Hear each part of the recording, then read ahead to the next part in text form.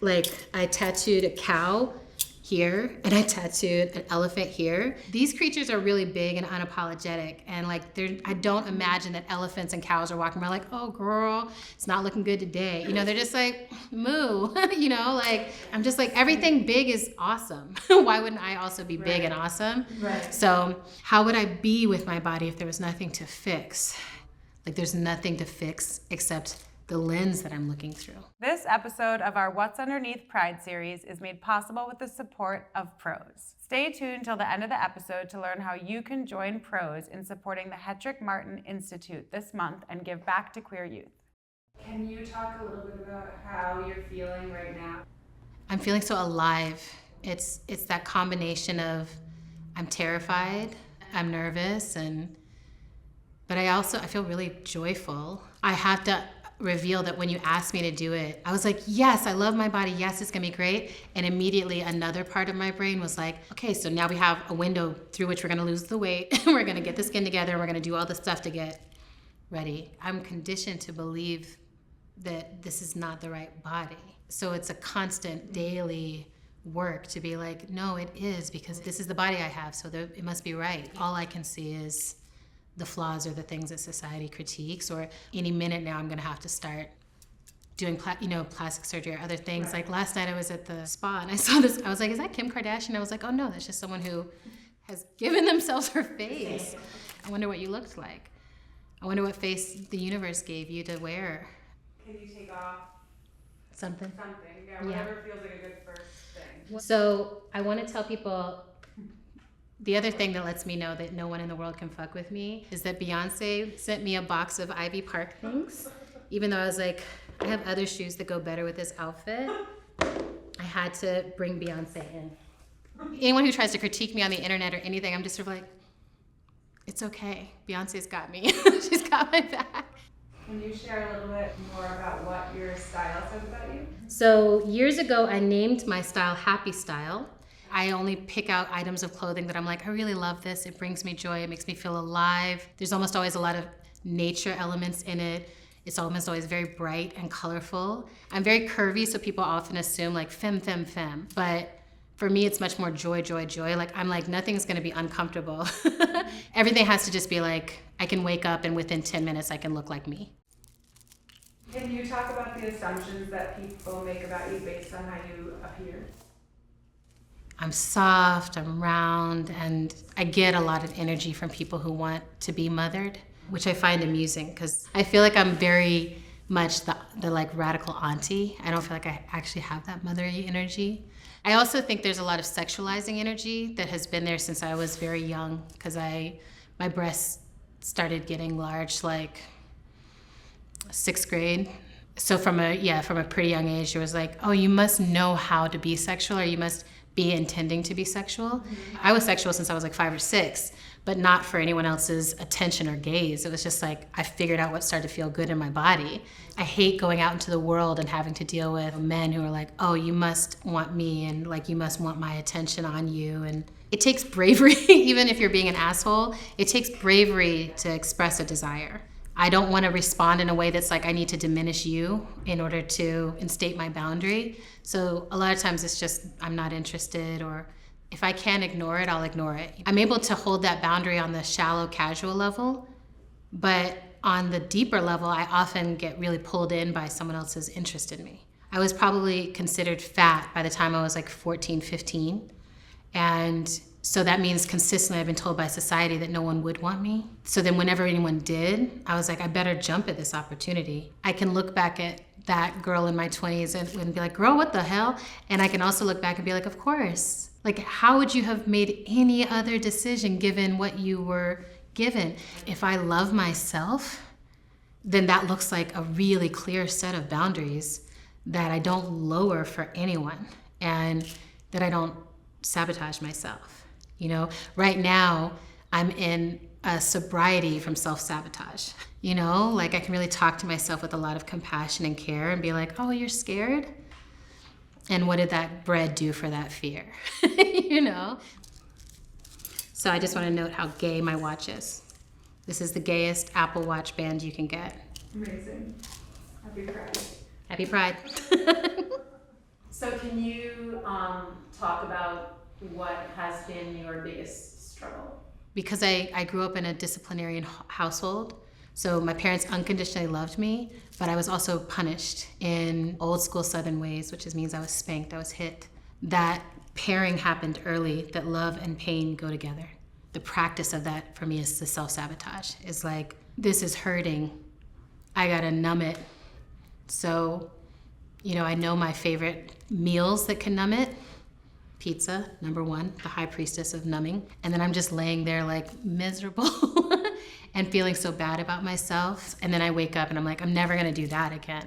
The key example I think has been how I've navigated intimate relationships in my life. Like, I am the most open person, right? Like, I love literally everyone and everything. I don't believe in escalator relationships where it's like there's always a next step, like, oh, we meet and then we go on the 3 dates and then after 3 days we have sex and after we have sex you meet the parents and we decide to get married and then, I'm like, everything should be like wild and let's be present and just see what's happening. And every single major relationship in my life, I've ended up in a monogamous situation with just one other person where we're trying to figure out the escalator. Like, what's the escalator that's gonna work for us? I really, really try to show up in that way, but I always end up feeling like love is a vehicle and we're both trying to drive it in different directions. I've always thought boundaries are the most harmful thing I could ever do to anyone. So like, sometimes the numbing is like, I need a boundary and I don't know how to set it. So, sorry, it's like, living without boundaries, like, it's so dangerous. And you don't realize how much of yourself you're giving away. And my writing always helps me get back to who I am.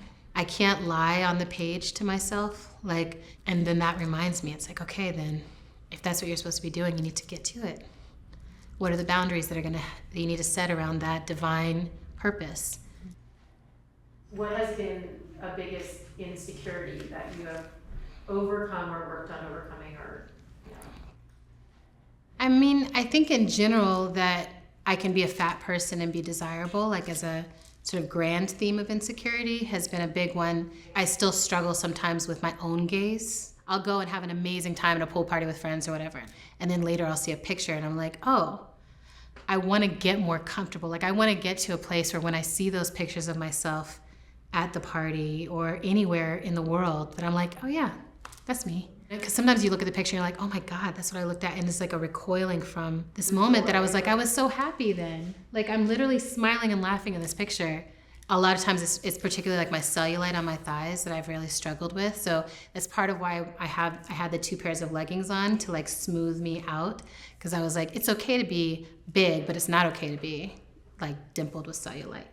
And I feel like I have come really far with that one. Like, I take new lovers and I feel very comfortable, like, getting naked and being a lover. And I also got tattoos. Like, I tattooed a cow here and I tattooed an elephant here. These creatures are really big and unapologetic, and like, I don't imagine that elephants and cows are walking around like, oh girl, it's not looking good today. They're just like, moo, like, I'm just like, everything big is awesome. Why wouldn't I also be big and awesome? Right. So like, if I'm around the kids, I'm like, I'm gonna get in the swimsuit and we're all gonna go in the water. Like, I'm not gonna wear a moo and hide everything. I'm like, let's be out here and get some sun on us, It's because I want the kids to see a happy fat person and be like, that's okay. Initially, they're just like, auntie has the best body. Like, I'm the boobs that they want to sleep on. And then there's always that socialization moment when they've gone into the world or whatever, and they come back and they're like, wow, you're really big. There's a little moment of like, oh, like, society got their lens on you. I have to work that much harder to really like love myself and embody myself and be healthy. I'm not pro being unhealthy. You could be a fat person who's healthy. You can be a skinny person who's extremely unhealthy. My friend and teacher, Spinta Kandawala, she said this, like, there's nothing to fix. What if there's nothing to fix? And it was like, it really shook me. And it shakes me still to consider that. How would I be with my body if there was nothing to fix except the lens that I'm looking through? Would you say you're comfortable with relationships, like with your body in those settings, or like with others, like sharing with others? Was that always the case? Yeah, I think that like the sex goddess part of me is like bigger than the insecure part of me. So like, For me, ecstasy and mushrooms have been a really helpful medicine for like letting me tap into something beyond like the societal boundaries around like how I would see myself. The way I felt like I could move was like, I am water. I am a fucking mountain. I am fire. I'm everything that exists. Like, yes, am I fucking huge? Of course, I'm the whole earth. There was a moment in my late 20s when I was like, can I access this if I'm not on drugs, if I'm not high, if I'm not on anything? And that was a revelation because I could. I went on this journey and I ended up in this place called Kalani in Hawaii. And it was like you could be naked at the pool, and it felt so good to me. And I kept having these feelings of reclaiming myself, right? It was like, oh, this is not about the substance, this is in me. And I swim every single day, and it's been the most liberatory body reclamation practice for me. I have arthritis, I have severe arthritis, like they say I have the knees of an 80-year-old. I used to feel so free. I used to love my walk. I used to love to dance.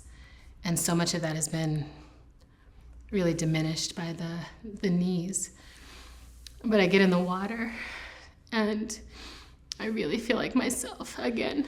My body has always been a very clear communicator. And I have been a very good ignorer of those communications. So I'm getting really into this listening to my body. It's like the swimming, the listening, the choices, the boundaries. Like it's all of a piece, right? Can you take off your leggings? Yes. Oh yeah, the big moment. I'm gonna cry.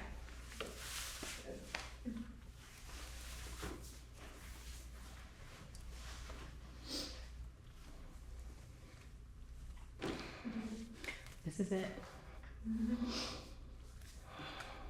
So beautiful. Do you feel as beautiful as you look to us? I mean, the real question. Yeah, when do you feel the most beautiful is what I really want to ask, but I also want you to know how beautiful you are. I feel pretty beautiful right now. And, you know, I feel so beautiful going on my swim. Like it's a ritual. That first feeling of entering the water, I feel so gorgeous in the water. When I walk around in my swimsuit, I always feel like such a boss, and I feel so powerful, and I feel really beautiful anytime I'm like in the natural world, especially if I get to be naked in the natural world, like naked in the ocean or naked on the top of a mountain, like because I am earth. When I remember that I am earth, like no one can fuck with my sense of self. So last question, why in your body, in your skin, in your journey, why is it a good place to be? I'm one of the freest people to ever live.